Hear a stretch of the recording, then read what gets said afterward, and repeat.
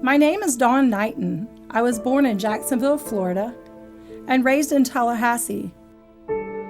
My parents were not Christians.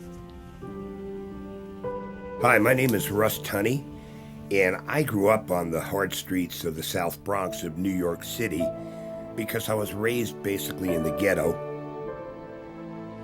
My name is David Dominguez. As a kid, my family bounced around a lot. We lived in New Jersey, New York, and Philadelphia.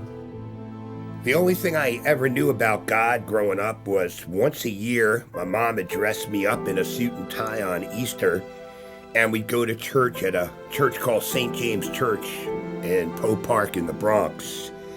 And then we'd hang it back up, the suit and tie, in the closet after church until next year when Easter came around again. As far back as I can remember, I was physically, verbally, and sexually abused. When I was 6, a man came to our house. I watched as my dad said, "Estás aquí para matarme," which means, "Are you here to kill me?" Next thing I know, I heard gunshots.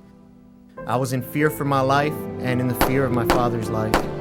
The very next day, coming home from school, I saw my parents throwing bags in the trunk of a car, and we headed down to Miami. By the time I was 12 years old, I started getting high. I started having sex. And that's when I was taken pretty much by Satan into a life of total rebellion. It was all I knew. It was all I ever really wanted to know. When I was 12, my dad kicked me out for the first time. He opened the door, pointed outside, and said, "Go learn how to be a man." So I did. That night, I met a street gang. That was the first night I smoked weed. That was the first time I sold drugs. At the age of 13, I committed my first felony, with 45 felonies to follow. I ended up joining that gang, thinking they would be my new family. I started stealing cars, robbing people, selling drugs, and getting into trouble. I spent the next few years in and out of juvenile detention centers and county jails. By the age of 17, I was married with my first child, and just a few months later, my husband was killed in a car accident. I had no idea what would happen after this.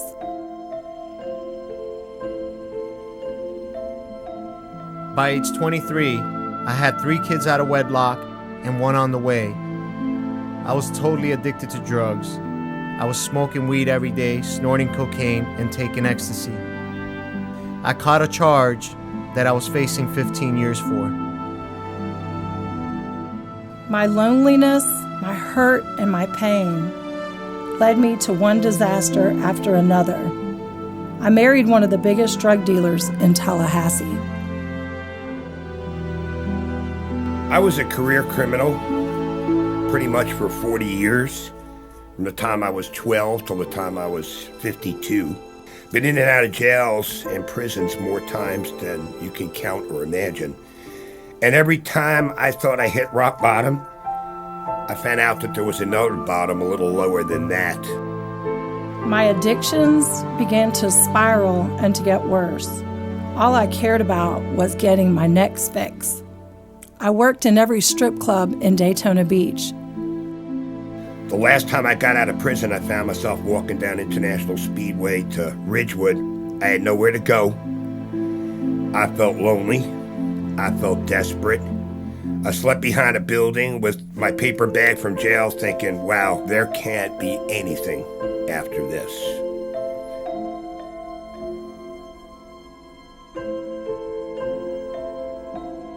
In 2003, after leaving work at one of the local strip clubs, I went to my townhouse that was only 2 blocks away, only to find that one of the guys from the strip club had broken into my house and brutally raped me and left me for dead. He was the same serial killer that had killed 5 other prostitutes in Daytona Beach. He knocked out all of my teeth. He broke all of my ribs but 2. I felt so ugly on the inside and on the outside. My teeth were gone, and so was my hope. When that happened, I walked back out into those streets. I left everything that I had worked for. I walked Ridgewood Avenue, seeking whoever and whatever I could do just to make enough money, just to stay high, just to take my next hit. My wife and I decided to move to Edgewater, Florida. I heard this preacher on the radio that began to speak to my heart and just speak directly to me. Shortly after, we seen the same guy on TV. I knew that if I could get to that church, God will change my life, and maybe, just maybe, there will be an after this. While on the streets in Daytona, I met a man that Sunday that told me we are going to take the Stinky Bus to a place called Cavalry. I didn't know what the Stinking Bus was, and I hadn't heard of Cavalry. All I knew was there had to be something after this. I felt so empty and had such a void. I was so alone. I had some ladies from Calvary Christian Center that came and they prayed with me, and they told me of the Love Center. They fed me, they clothed me, and they prayed for me, but I still had no idea what was going to happen after this.